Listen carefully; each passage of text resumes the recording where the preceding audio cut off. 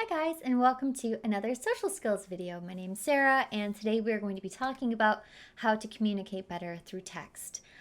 Because this is such an important thing these days. We're all texting and we're constantly just plugged in, and there has been a lot of debate as to whether or not texting has hurt our ability to have relationships.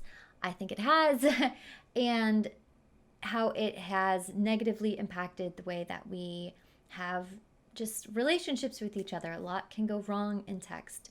And I thought this would be a really, really important and relevant thing to talk about. So I'm excited to take a look at it.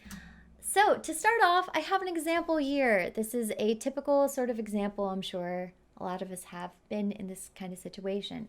So you have the individual who reaches out, asking how things are, seeing what's up, and the response is very short, very curt. And you get another response, and again, the response is very curt.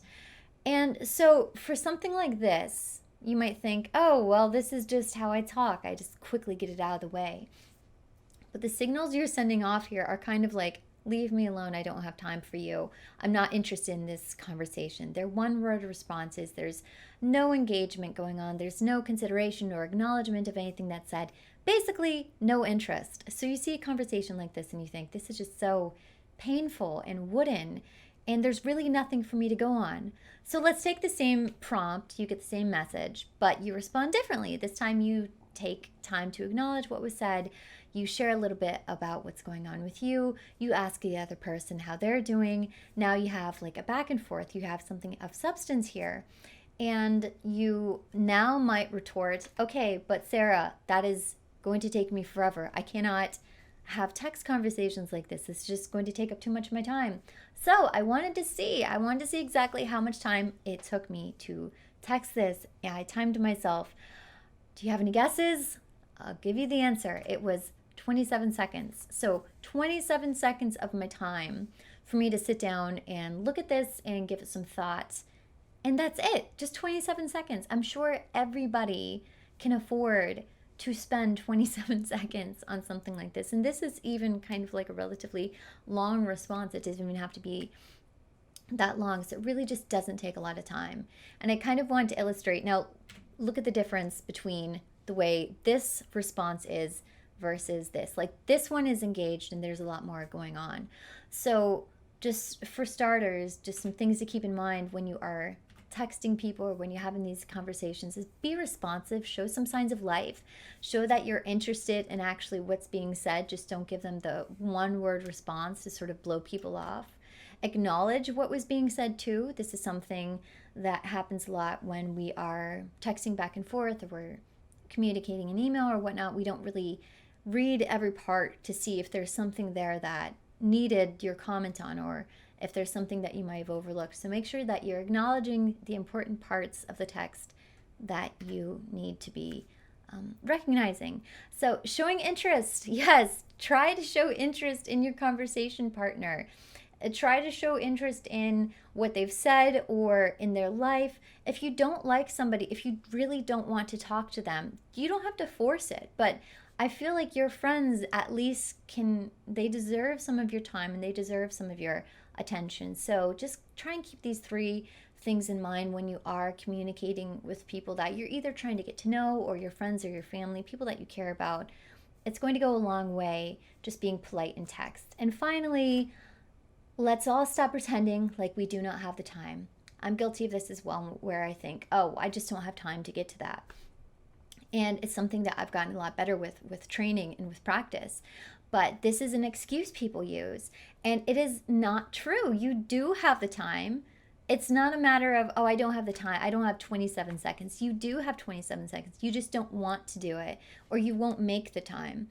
So you have to stop lying to yourself about it. You have to just face up, okay, I'm just not making the time. I'm not putting the time aside to be a good conversation partner through text.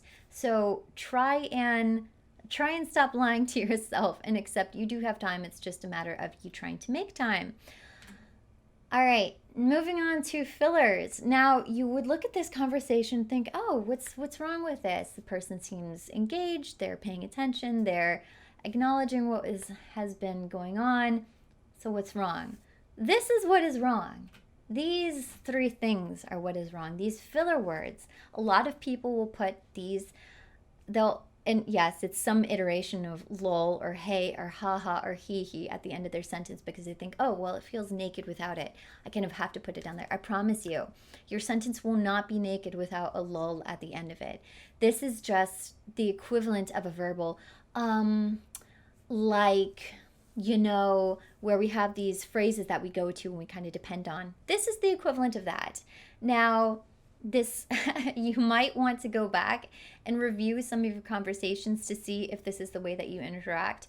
I won't say this isn't something that you're necessarily going to get an F on, but I think it translates better if you can stop relying on those filler expressions and just stick to something and be a little bit more expressive rather than just shoving in a lull just because you think, oh, well, it sounds better with it. It really does not. It doesn't look good. It's not very professional.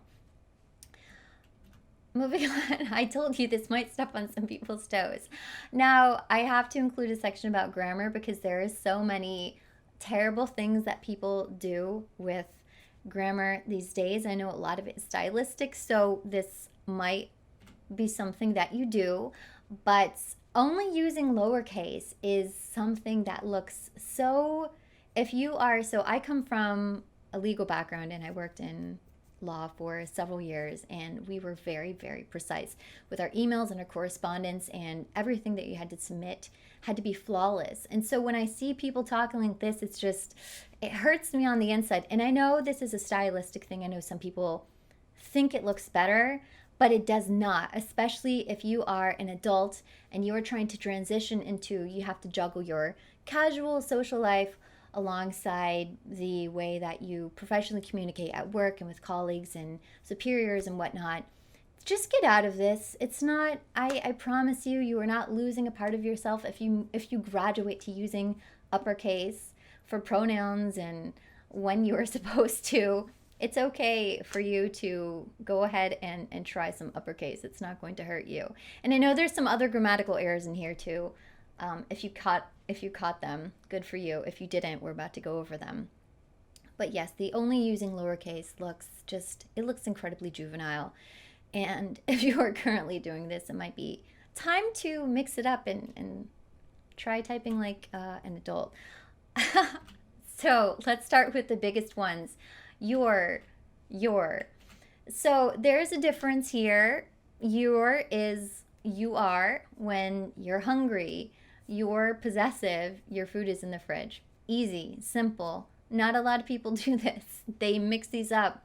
So just try and learn basic grammar. Moving right along to its. So its can either be it has or it has examples. It's in the sewer.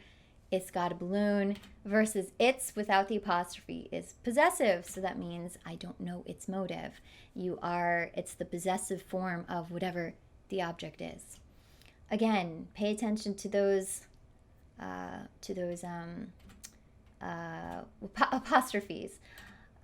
Same with there. Now there's three versions of there, of course. We have there, they are, they're almost at the door. We have the possessive version of there.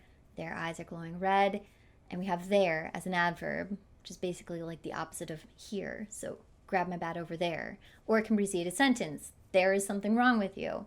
So once you get the yours, the its, the theirs, I think it will really buff up your sentences and just make you look so much more dashing and professional. So try and get a handle on those. You can go back if you need to and take a look at those slides. But these are things that I constantly see, and it's aggravating. And look, sometimes I'll make the mistake too, but I'll notice it. And thank goodness, you can go back and edit emails and whatnot before you send them out. But just make sure that you're not making these mistakes because they're very, very simple, but they have a really big impact, and I think they can have the potential to make you look very, very juvenile and very inexperienced, especially when it is in a professional setting. Now, the next section. I'm a very, very expressive person. If you haven't already noticed, I like to use my hands a lot when I talk. I smile, I laugh. And in text, I tend to use a lot of exclamation points because it changes the feeling of the sentence or what's being said.